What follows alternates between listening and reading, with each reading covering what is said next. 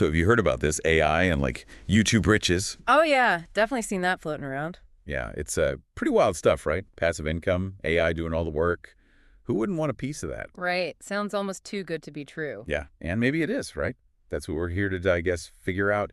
This deep dive, we're looking at this article, kind of breaks down this whole system, 5 steps for cranking out these AI animation videos and supposedly raking in the cash on YouTube. Definitely intriguing. And with AI tools evolving so rapidly, it's essential to, separate the hype from the reality. Exactly. So let's break this down. The article starts off pretty bold, claiming someone made like over $1,000 in just a few months using this system. Step one, they say, Chat GPT for script writing. Ah, ChatGPT. It's everywhere these days. Yeah, seriously. And for this, apparently you just feed it a topic, anything like, I don't know, top 10 cutest dog breeds, and boom, instant script, no writing required. It can be a helpful tool for generating ideas and, getting a basic structure down. Okay, so maybe not totally instant, but still way faster than writing a script yourself. Sure, it can save time, but it's important to remember that AI-generated content often needs a human touch.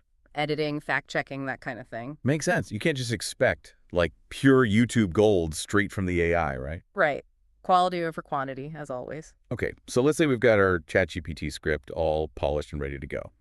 Step two, according to the system, is bringing in the AI voice actors with this program called 11 Labs.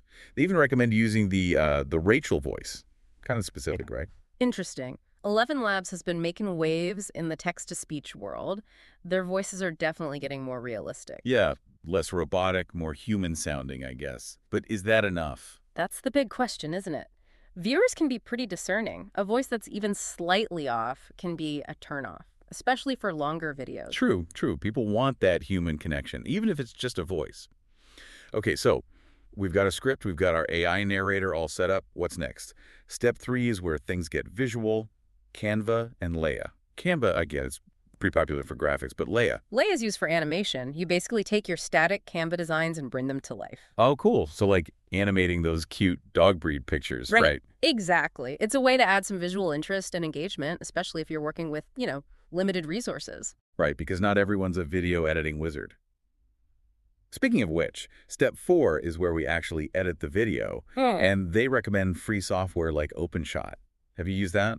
I've dabbled. There are definitely some decent free options out there, which is great. Yeah, it keeps the barrier to entry low, right? Yeah, absolutely. Right. But even with user-friendly software, there's still a learning curve. Video editing is its own skill set, for sure. Yeah, it's not just dragging and dropping, although I wish it were that easy. Okay, so we've written our script, we've got our AI narrator, our visuals are looking good, we've cobbled together some kind of video. Yeah. What's the final step? Step 5 is all about getting that video out there. Uploading to YouTube, optimizing it for views. The article really emphasizes the importance of, catchy titles, maybe even a little clickbaity. Oh yeah, got to play the YouTube game, right? Keywords, tags, all that jazz. Exactly. It's a crowded space, so you need to make sure your video stands out. So this 5-step system, it sounds pretty straightforward on paper, but I'm sensing there's more to it than meets the eye. There's always a deeper layer, isn't there? And the devil, as they say, is in the details. And a big detail that caught my eye, going back to the article, they said this person made over $11,120 in just 3 months. Right. That's the hook. Like, sign me up, right? Yeah.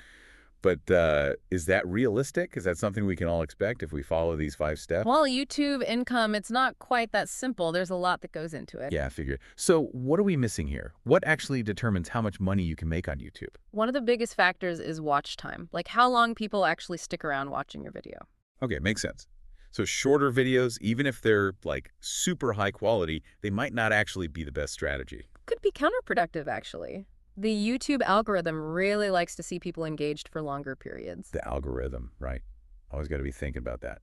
So longer videos, more watch time, more money. Potentially, yeah. But it's not just about length either. It's about engagement. Likes, comments, shares, all that good stuff. So you need people to actually care about what they're watching, not just like passively letting it play in the background. Exactly. The more interaction, the more it signals to YouTube that your content is, worth promoting. And that can lead to even more views, more watch time, and ultimately, more potential income. Okay, so it's not just about the videos themselves. It's about building a community, getting people invested. Exactly. It's about creating a connection with your audience. And then there's the whole monetization side of things. Right. The Right, ads. ad revenue. And that can vary a lot depending on things like, what kind of ads are running on your videos, where they're placed, even the niche you're in. So, like, some topics are just more advertiser-friendly than others. Exactly. And, going back to what we talked about earlier, those clickbait titles, they might get you initial clicks. Right, right. But if people aren't actually sticking around to watch because the content isn't what they expected. That's going to hurt you in the long run. Exactly. So this $1,120 figure this person claimed to make, is that even, like, a useful number to focus on?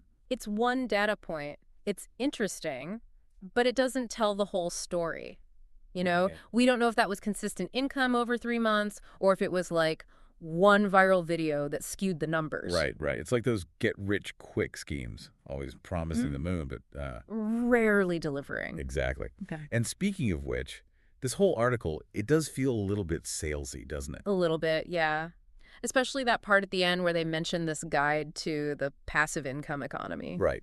Like, conveniently after they've got us all excited about this AI-powered YouTube gold rush. Yeah, it makes you wonder. Okay, so maybe we should be a little skeptical of the financial claims being made here. But even if this specific system isn't some, like, magic bullet for YouTube riches, there's still some value in all this, right? Absolutely. I mean, this whole exploration, it's got me thinking about the bigger picture, the way AI is changing the game for content creation. It's like, yeah, flashing dollar signs can be pretty distracting. Yeah. But even with all the hype, I do think there's something kind of cool about all this AI stuff, Oh, for sure. AI tools, they're changing the game, not just for YouTube, but for like everything. Right. It's kind of mind-blowing when you think about it. And a little overwhelming, honestly. I get that. It's a lot to wrap your head around, all the possibilities, and also the potential downsides. Yeah, for sure. Like, ethically, where do we draw the line? How much of this AI stuff is okay, and where does it start to get, like, kind of creepy? Exactly. These are questions we all need to be thinking about as this technology keeps advancing. So where does that leave us then? What's the takeaway for our listeners, especially those who might be thinking, okay, maybe this whole AI YouTube thing isn't for me, but I still want to, like, explore this stuff? I think the key is curiosity, but with a healthy dose of skepticism. Right, like, don't believe everything you read online, especially when it sounds too good to be true. Exactly. Do your research, experiment. Don't be afraid to try things out and see what works. And remember, just because you can do something with AI doesn't necessarily mean you should. Right? There you go. It's about using these tools responsibly, ethically, and always with an eye toward creating something of value.